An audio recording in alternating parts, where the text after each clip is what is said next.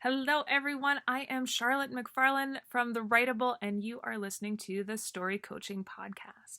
This is all about writing your first book or your best book.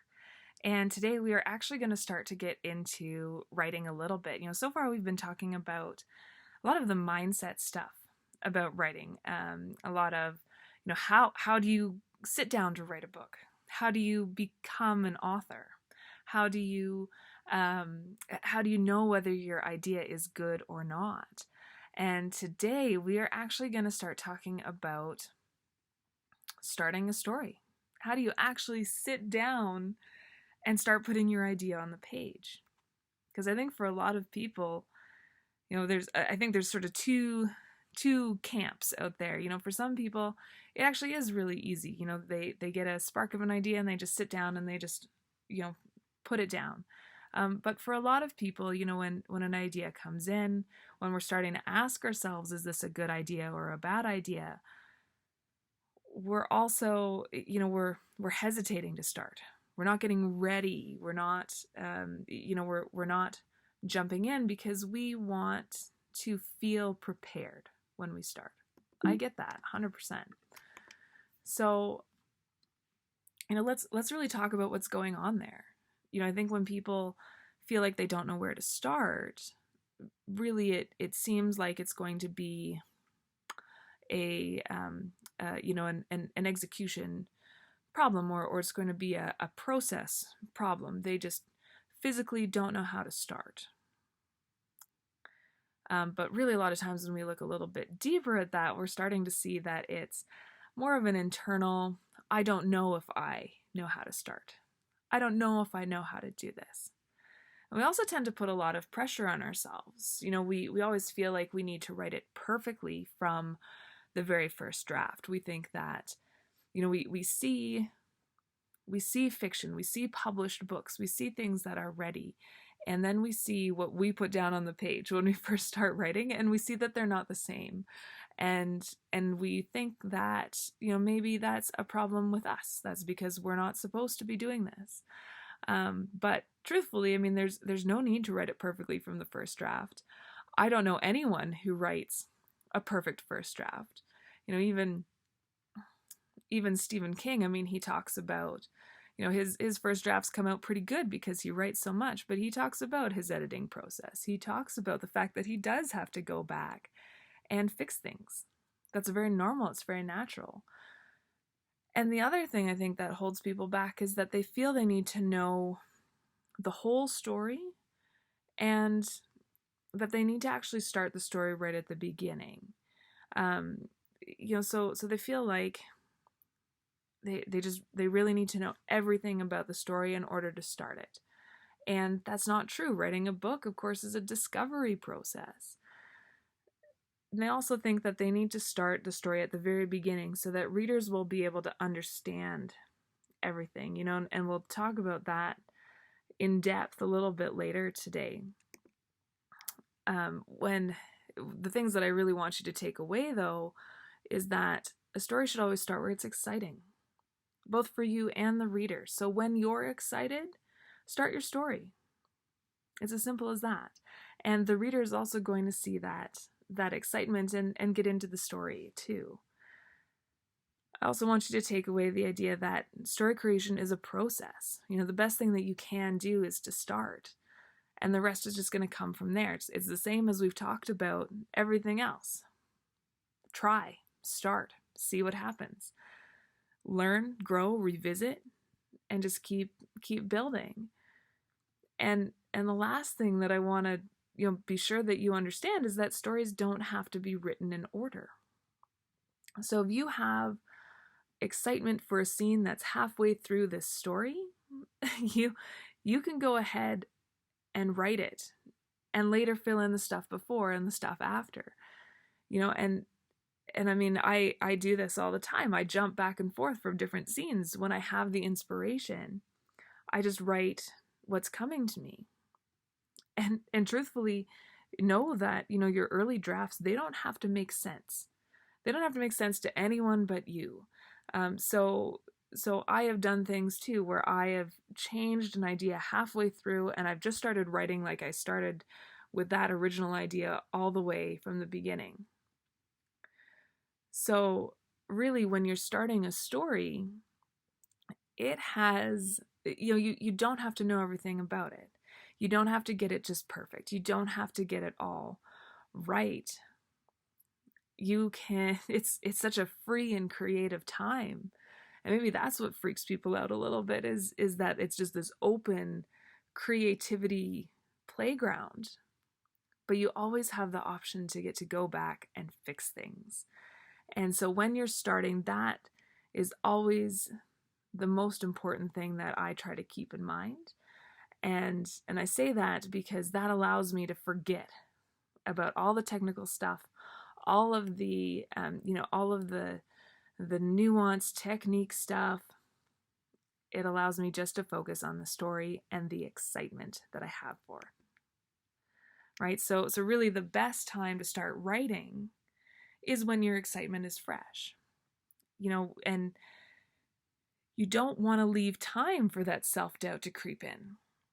The excitement and the inspiration is the closest connection that you're ever going to have to, the Greek muses, to that sort of divine inspiration that comes through you.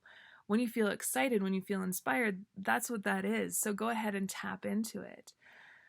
And I think it's important to do that, because how many times have we, writing related or not, how many times have you decided that you wanted to do something and then chickened out?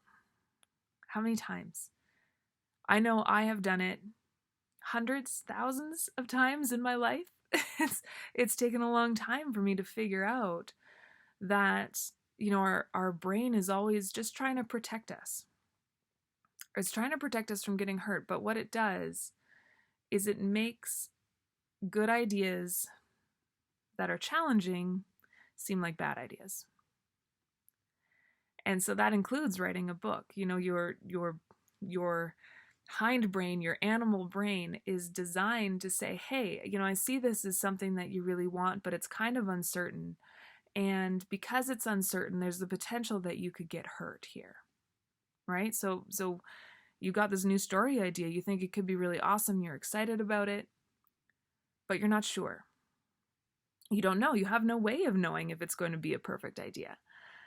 And your little animal hindbrain, that's always just trying to protect you, it comes in and it says, there is some uncertainty here, and I sense that you would be crushed if this didn't actually work out, because you think it's going to work out, and you want it to work out, but what if it doesn't? And your hindbrain will talk you out of things. It talks you out of all kinds of things all the time.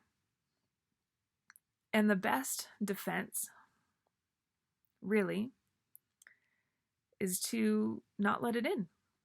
Don't let those doubts creep in. Take the excitement. Take it for what it is. It's exciting. It's fun. It's a new idea. It's something that you get to start exploring. Right? So I know right now you're listening to this podcast, but as soon as we're done, what's the idea that's in your head? What's exciting? What do you really want to write? And don't take time to think about whether you should or not. Really just start experimenting with it. What would happen if you took that excitement and you just started experimenting with it on paper? All of my books have started with a idea and just a explosion, word vomit sort of thing on the page, just exploring that excitement and honoring that excitement and getting into that inspiration. That really is the best time to start writing. It doesn't mean that we're going to be able to write the whole book. It doesn't mean that we're going to, be able to figure everything out, but it gives you a starting point. It gives you a taste of what this book would be like. And sometimes, I'll write something in this flash of excitement and decide I don't really like it that much, but I've at least given it the time to explore it, right? And I would encourage the same thing for you. I've given, basically, when I start, as soon as I think of it, I've opened the door. I've given myself the option.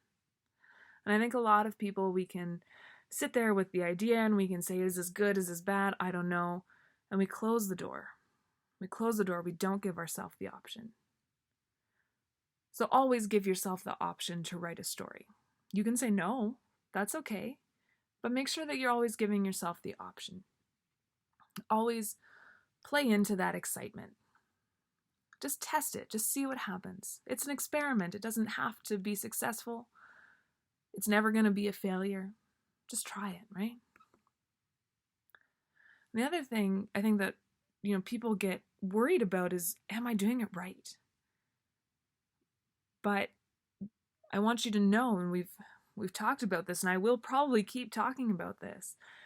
We have an innate understanding of story. We have a lot of instincts around story because the human being, the thing that separates us from the rest of the animal kingdom, is our ability to share stories, to share knowledge through stories. And so we have this built-in understanding of how stories work. We're natural-born storytellers, all of us. And so as you sit there, maybe you've got this idea and you're full of excitement. You're like, I'm going to do what she says, and I'm just going to experiment with it. Don't worry about, are you doing it right? Don't worry about, is this coming out perfectly? Because you just need to follow your instincts. Now, there's a bit of a balance point there, because, your instincts, you're going to compare what you write with the published book, and you're going to compare those writings, and you're going to watch what's coming out of you onto the page, and you're going to say, this isn't the same. And sometimes that can really build a lot of self-doubt when you start seeing, maybe I've talked you to the point of believing you can do this and you can do this, but you're going to start seeing some stuff come out that, if you're new, isn't practiced, isn't polished. Even when I write, it's not nice, it's not pretty writing. That comes later. So you have to kind of turn off that brain part of you that is comparing, that's judging, that's doubting your ability with every awkward sentence. Just remember, it's an experiment. And this is a trick that I use all the time. As I'm writing, I'll see things and I'll notice things that just aren't right because I have instincts, just like everybody else. I have instincts about what's good and what's bad in story. And I trust those instincts. But instead of stopping and doubting and going back and trying to massage something to be better, I make notes for myself. And sometimes I'll use like the comments feature in, I use Scrivener, but Microsoft Word works the same way, or Pages or any number of word processing softwares have the ability to leave a comment. Or I will just put something in square brackets. I will just make a note for myself right in the body of the text. And what it really does is it frees me up to say, hey, I've acknowledged that I don't like this section that much. And I've marked it. And I'm going to go back and fix it later. And that allows me to keep moving forward. Yes, I've trusted my instincts, but I haven't allowed something imperfect. I haven't allowed a little bit of self-doubt to stop me. And so as you're writing, I want you to take that forward and recognize, like, yeah, the first draft is ugly. They're supposed to be ugly. and even as you start writing the story, even if you take a fresh idea that you're excited about and you start putting it down, you're going to hit some times when you say, ooh, this is not good. I want you to recognize that's a very normal thing. That's a very normal thing that happens. That's part of our judgy little, chameleon brain that is just going to pause you and try to derail you. And there's an easy way to do with that. And that's to say, hey, yeah, you're right. That's not super, but I know I'm going to come back later and fix it. And we can do that because we have this innate understanding of story. And we can also do that because we know that story creation is a process, right? So I mean, the big thing with writing and knowing that as you're putting things down on the page, they're not the best that they could be. The big thing there really is that, the first draft is never going to be the final version. And there are no exceptions to this. At least there shouldn't be. I know every year, in November, it's National Novel Writing Month. And in December, the beginning of December, like thousands of, I'm going to call them novels, but the word might be something different, go up. Self-published novels go up on Amazon, and they're trash because they're first drafts. And first drafts, I love them. They're so important. First draft is always going to a reader look like trash. And I feel awful saying that, but that's because your first draft is just about discovery. It's for the writer. It's not for the readers. It's for the writer to experience the story, to experiment with the story, to sort of feel out the story. And when we do that first draft, it allows then the second draft to be more complete. That's the whole purpose of the first draft. And I say that, maybe for two reasons. And one is to really make you realize, like, yes, story creation is a process. It takes effort, it takes trying, it takes editing, very important. But the other thing is to let you know, to remind you and just really drive home this idea that the first draft should have no pressure attached to it. It's not about getting it perfect. It's not about getting it right. It is something entirely for you as the writer to enjoy as you're experiencing and experimenting and discovering your story. Right? So really just let go of this expectation that you're going to have to produce a finished book, or that you will have a finished book by the time that you first type the end. Just let go of that and relieve yourself of that pressure, so that when you first start that story, you take that idea and you start writing it down, whatever it is. You start writing it down and you're seeing some of these mistakes and errors come up. Don't worry about it. Don't worry about the perfection. Again, you get to take the pressure off of yourself. And so the whole secret to starting a story is really just to start. And I love getting, just going with that excitement and holding on to that as long as I can. And sometimes, like I said, sometimes that excitement is short-lived and I think more about the story and I'm like, oh, it was exciting in the moment, but I don't think that I am interested in doing all of the work that it requires to make a full story. And that's okay. But sometimes you start writing in that excitement phase. You've opened the door to this story and it just grabs you and you say, yes, this is the one that I want to go with. Right? We were talking about good and bad ideas last week. Here's how you know. You just start writing and you trust yourself and you recognize that flubs, errors, gross and disgusting sentences are going to be part of it. And all you have to do, and you don't even have to, but you can leave notes for yourself that says, rewrite this, just do this again. And really take the pressure off. Take off this idea that, to be a best-selling author, you need to be perfect right out of the gate. We already know that becoming an author is a learning journey. So be willing to go on that journey. And now, when you're actually writing, sometimes people want to go back and start from the very beginning of the story. And I want to let you know that's usually not the best way to do it. And as I said earlier, start where you're excited. And I mean that. Start where you're excited. And you may decide that is, later as we're processing and developing and editing and fixing up this book, we might discover that the first scene we ever wrote is actually at the beginning. Sometimes we discover that it's partway through, and all of that's good. We can write that book in any order, and we can shuffle scenes around. That's the beauty of computers and word processors now, is we can literally just shift things wherever we want them to be. But recognize that a story doesn't have to start at the beginning, and that also means that you don't need to know everything right from the very start. Right? So the beginning of the book is always going to be something called the hook. And really what it does is it grabs the reader's attention.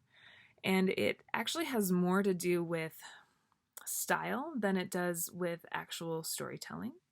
Really what you're doing is you're just creating questions.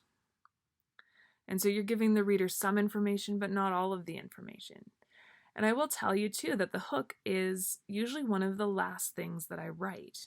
Yes, I'll start my story, I'll finish my first draft, but as I'm editing, the hook is usually one of the last pieces that I put together.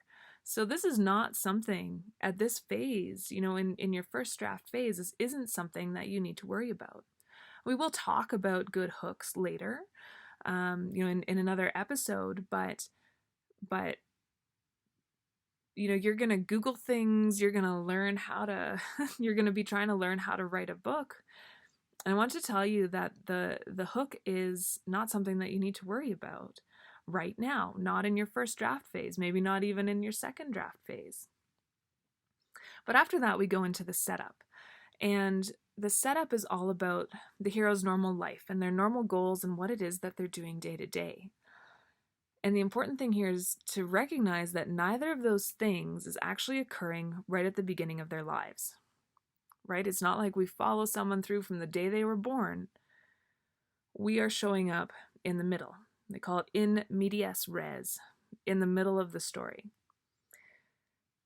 And we do this, we drop the reader into the middle of the story because that's where the reader's starting to ask a lot of questions, but they also get to see who the character is. They get to see that the character's got goals, that the character's a real person.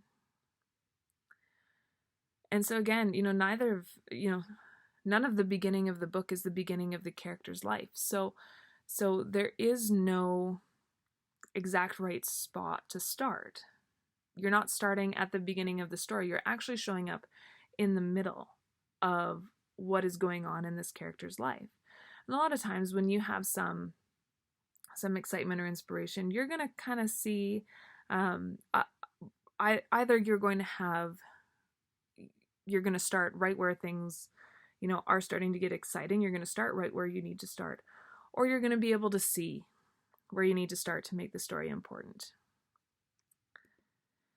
So, and that's something that we do talk about more in the Pick Up the Pen challenge is how to create characters and how to start. And then, last week we talked about action cycles and we talked about all of that stuff and how to make stories interesting.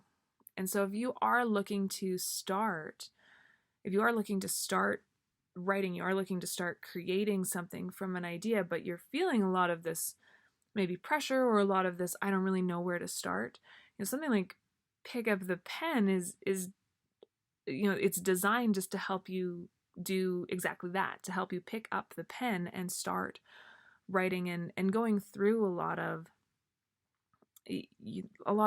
kind of the technical stuff of how do I write a scene, a lot of the technical, how do I write a book, really.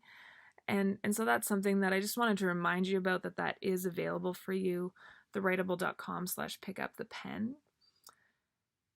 And this episode was really about where do I start my story, and the truth is you start it where you're excited. You start it where you are ready to start, where you're inspired. And you don't think about how do I do it. And Pick Up the Pen can walk you through how to do it without thinking about how to do it.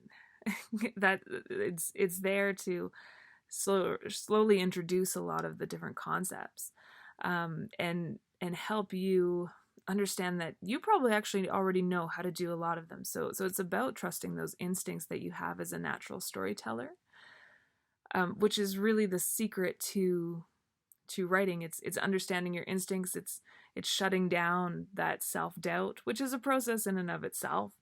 And it's really just sitting down to start. So if you want to just start a story, you just start. It's that simple.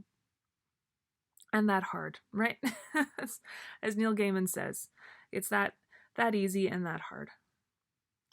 But thank you so much, everybody, and I will see you next week. Next week, we're going to be talking about what I call the messy middle, which is where a lot of writers struggle. I think for a lot of people, it's a lot easier to start than it is to finish. And so we're going to be talking, again, just sort of on a really broad level about how stories get put together, about how stories end up being exciting, how stories end up being, readable, worth reading, those like stay up all night to finish exciting tales. So I will see you next week. Thank you so much for joining me, and happy writing.